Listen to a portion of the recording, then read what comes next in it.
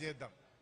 ఇది నిజంగా మన కోసం కాదు, రేపటి తెలంగాణ భవిష్యత్తు కోసం బీఆర్ఎస్ గెలవాల్సిన అవసరం ఉంది.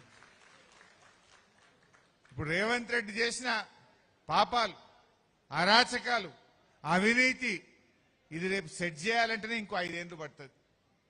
అసలు రేవంత్ రెడ్డి పాలనలో స్కీములు లేవు, అన్ని స్కామ్లే. అన్ని స్కామ్లే. కేసీఆర్ ఉంటే అన్ని స్కీములే, ఎప్పుడు చూడు స్కీములే. ఎలక్షన్లలో మేనిఫెస్టోలో చెప్పకపోయినా కళ్యాణ లక్ష్మి ఇచ్చిండు కదా కేసీఆర్. ఓట్ల ముందు చెప్పిండా కళ్యాణ లక్ష్మి? కేసీఆర్ కిట్ ఓట్ల ముందు చెప్పిండా?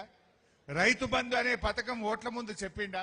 రైతు బీమా అనే పథకం ఓట్ల ముందు చెప్పినమా?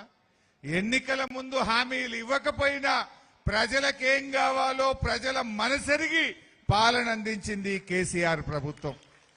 ప్రజల కోసం పనిచేసింది కేసీఆర్ ప్రభుత్వం. కానీ రేవంత్ రెడ్డి అంతా స్కామ్లే.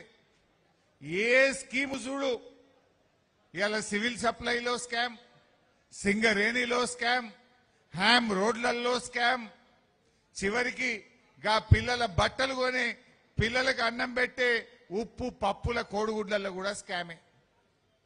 భూముల్లో స్కామ్, పవర్లో స్కామ్. అసలు స్కాములు చేయని డిపార్ట్మెంటే లేదు. ఎండ్ల చూడు స్కామే, స్కీములు లేవు, అంతా మోసం. ఇవాళ మీ జిల్లా మంత్రులు పాపం వాళ్ళని చూస్తే నాకు జాలేస్తా ఉంది. నేను మొన్నెప్పుడో మాట్లాడినా, గురుకుల పాఠశాలల్లో, ప్రభుత్వ పాఠశాలల్లో గా పిల్లలకు అన్నం పెట్టే కోడిగుడ్ల మీద, ఉప్పు పప్పు మీద కూడా ఎవడన్నా పైసలు తింటారా? పాపం తగులుతుంది అన్న. 2000 కోట్ల స్కామ్ జరిగింది అని నేను మీడియాలో మాట్లాడినా. మన కరీంనగర్ జిల్లా మంత్రులు మన జిల్లా పరువు తీస్తున్నారు. లక్ష్మణ్ గారు, పొన్నం ప్రభాకర్ గారు నాకు ఛాలెంజ్ చేసిండ్రు. అరే నువ్వు 2000 కోట్ల స్కామ్ అంటున్నావు, మేం కొన్నదే 680 కోట్లది అన్నారు. వాళ్ళకి నిజంగా వాళ్ళని చూస్తే నాకు జాలేస్తుంది. మీ డిపార్ట్మెంట్లో మీరు మంత్రులుగా ఉండి అసలు మీ డిపార్ట్మెంట్లో ఏం జరుగుతుందో మీకు తెలియని పరిస్థితుల్లో మీరున్నారు. బట్టలు కానీ, బూట్లు కానీ, షూస్ కానీ, టై కానీ అవి 1200 కోట్ల రూపాయలతో టెండర్ పిలిచిండ్రు. ఈ ఉప్పులు, పప్పులు, కూరగాయలు, కోడిగుడ్లు, మటను, చికెన్ ఇవి 800 కోట్లతో టెండర్ పిలిచిండ్రు. రెండు కలిపితే 2000 కోట్ల రూపాయలు. 2000 కోట్ల రూపాయలతో టెండర్లు పిలిచిన విషయం ఈ మంత్రులకు తెలియకపోతే వీళ్ళు ఏం పాలన చేస్తుండ్రో నాకు అర్థమైతలేదు. నాకు ఛాలెంజ్ చేస్తున్నారు, ఏ హరీష్ రావు మేము కొన్నదే 680 కోట్లది, నువ్వు 2000 కోట్ల స్కామ్ అన్నావు, యాడికేలైంది అని అన్నారు. అంటే ఎంత కొంటున్నారో, ఎంత టెండర్లు పిలిచిండ్రో కూడా తెలియని అయోమయ స్థితిలో ఈ పొన్నం ప్రభాకర్ గారు, ఈ లక్ష్మణ్ గారు ఉంటే నేను వారి విజ్ఞతకే వదిలేస్తున్నా. నాకు ఛాలెంజ్ చేసి నువ్వు రాజీనామాకు రెడీ అని. నేను రెడీ, నేను అనగలుగుతా. కానీ స్కామ్ చేసిన వాళ్ళు మీరు కాదు. ఆ డిపార్ట్మెంట్లో ఏమైతుందో మీకు తెలియదు. ముఖ్యమంత్రే మొత్తం టెండర్లు పిలిచి మింగుతా ఉన్నాడు. ఆ అనుముల వారి అన్నదమ్ములే మింగుతున్నారు కనుక మీకేమైతుందో మీకు తెలియదు. నేను మిమ్మల్ని అని కూడా ఉపయోగం లేదు. వీళ్ళ కనీసం వాళ్ళ డిపార్ట్మెంట్లో ఎంత టెండర్లు పిలిచిండ్రో, ఎంత మింగినరో కూడా తెలుస్తలేదు. రేవంత్ రెడ్డి మాట్లాడితే అంటుండే 1 కోటి మంది మహిళల్ని కోటీశ్వరులను చేస్తా అన్నాడు. 1 కోటి మంది మహిళలు కోటీశ్వరులు కాలే, యనుముల వారి 4 అన్నదమ్ములు మాత్రం కోటీశ్వరులు అయినరు. మీ 4 మాత్రం కోటీశ్వరులు అయినరు, మహిళలు అయినరు. ఎక్కడన్నా ఇలా యనుముల వారి కుటుంబం మీ కడుపు నిండింది. మహిళలు, పేదలు, రైతులు వాళ్ళ కడుపు మాత్రం ఎండుతా ఉన్నది.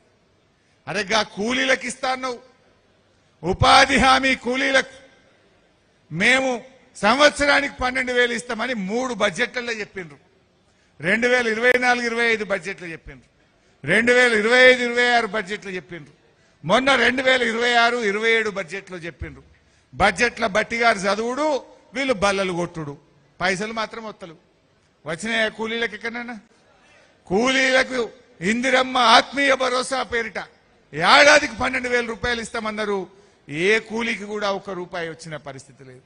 అంటే బడ్జెట్ల చదువుడు, బల్లలు కొట్టుకున్నట్లే ఉండదు తప్ప పేదవాడి కూలీ కడుపు నిండింది లేదు, 12,000 రూపాయలు పడ్డది లేదు. కానీ యనుముల వారి కుటుంబం వాళ్ళ ఖజానా నిండుతున్నది, వాళ్ళ కడుపులు నిండుతున్నాయి. కానీ కూలీల కడుపు మాత్రం నిండలేదు.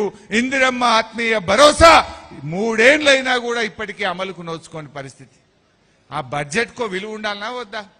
అసెంబ్లీలో చెప్తే బడ్జెట్ పాస్ అయితే ఆ కూలీలకు డబ్బులు ఇవ్వడానికి నీకు లేవా? కూలీలకు ఇవ్వడానికి డబ్బులు లేవు. కానీ రేవంత్ రెడ్డి మొన్న ఎంసీహెచ్ఆర్డీలో 100 కోట్ల రూపాయలతో క్యాంప్ ఆఫీస్ కట్టిండు. మాట్లాడితే పైసలు లేవంటాడు, నన్ను కోసుక తింటారా అంటాడు, ఖజానా ఖాళీ ఉందంటాడు. ఖజానా ఖాళీ లేదు, రేవంత్ రెడ్డికి మనసు లేదు. ఇవాళ ఫ్యూచర్ సిటీలో 100 కోట్ల రూపాయలతో రేవంత్ రెడ్డి క్యాంప్ ఆఫీస్ కట్టుకున్నాడు. ఎంసీహెచ్ఆర్డీలో 100 కోట్ల రూపాయలతో క్యాంప్ ఆఫీస్ కట్టిండు.